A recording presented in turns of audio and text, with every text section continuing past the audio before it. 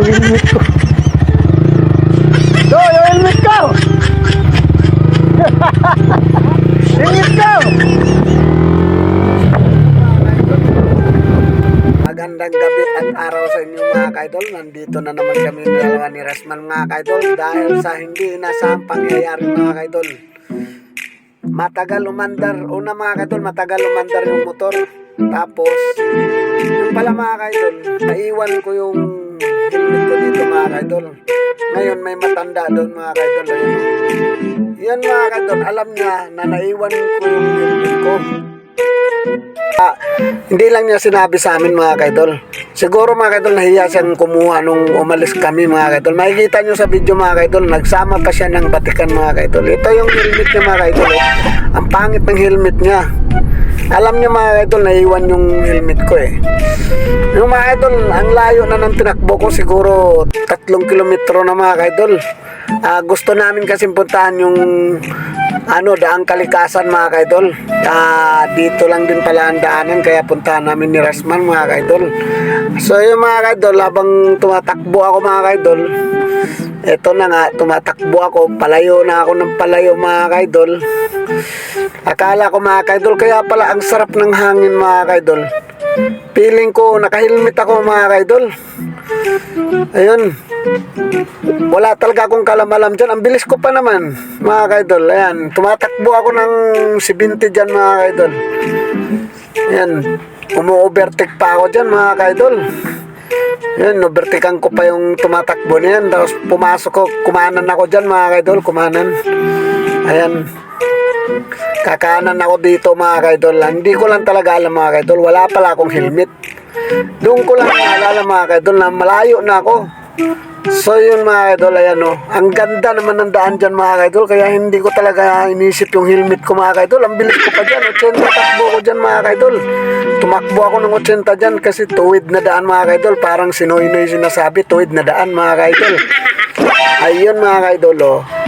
Ngayon mga kaidol, so yun mga kaidol, naisip ko, sabi ko, parang ang sarap ng hangin mga kaidol. Yung pala mga kaidol ay nawala pala akong helmet mga kaidol. Kaya nagtaka ko mga kaidol, bakit hindi ko man lang kinuha yung helmet ko mga kaidol. So yung patakbo lang ako ng patakbo mga kaidol. Ngayon naalala ko mga kaidol, medyo malayo na yan. Liliko na ako dyan mga kaidol kasi naalala ko nga yung helmet ko mga kaidol. Yan, paliko na ako dyan.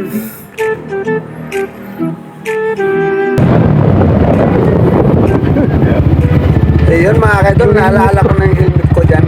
Yung mga kaidol, paliko na talaga ako. Ayun mga kaidol, nagtaka si Rasman. Helmet ko! Yung mga kaidol, pinatakbo ko ng 100 mga kaidol. Yung sniper mga kaidol, pinatakbo ko talaga ng 100. Mahabol ko lang yung helmet mga kaidol. Nandun pa naman yung matanda mga kaidol. Sabi ko ang pangit pa naman ang helmet nun mga kaidol. Parang pantrabaho ng construction. Sabi ko mga kaidol, pag nandun pa swerte ko. Yun nga mga kaidol. Kaya abangan nyo mga kaidol, anong nangyayari doon mga kaidol sa pagdating ko sa helmet.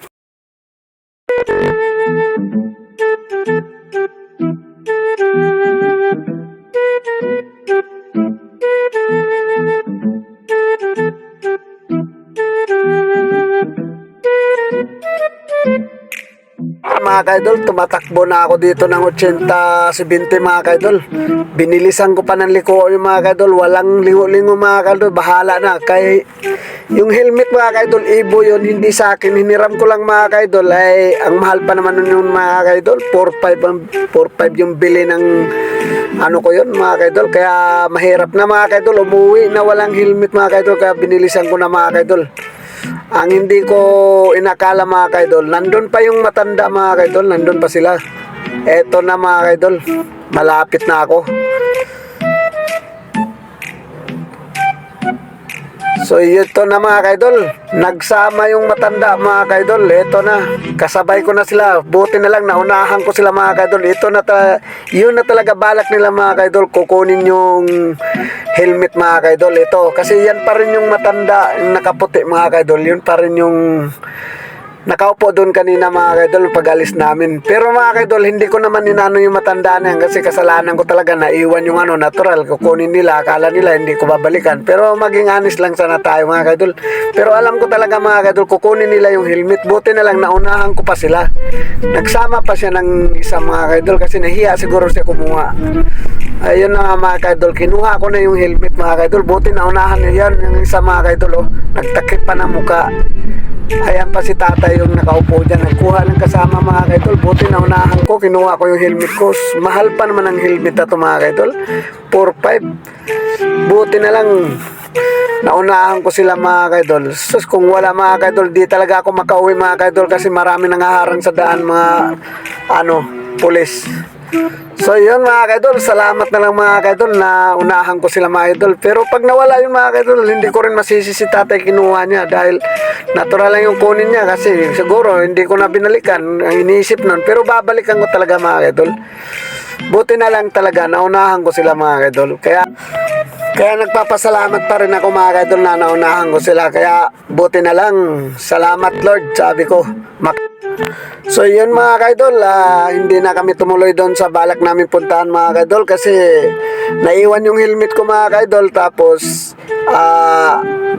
ayaw agad dumistart yung motor ko mga kaidol. Nagtaka ako mga kaidol. Kaya isang pamanhiin para sa akin mga kaidol na maging safe kami sa biyahe namin dito mga kaidol. Kaya nagdesisyon kami mga kaidol na uuwi na lang mga kaidol. Kaya maraming salamat kay Lord na nakuha ko pa yung helmet ko na Ibo mga kaidol. Kung hindi, malaking sermon sa akin mga kaidol.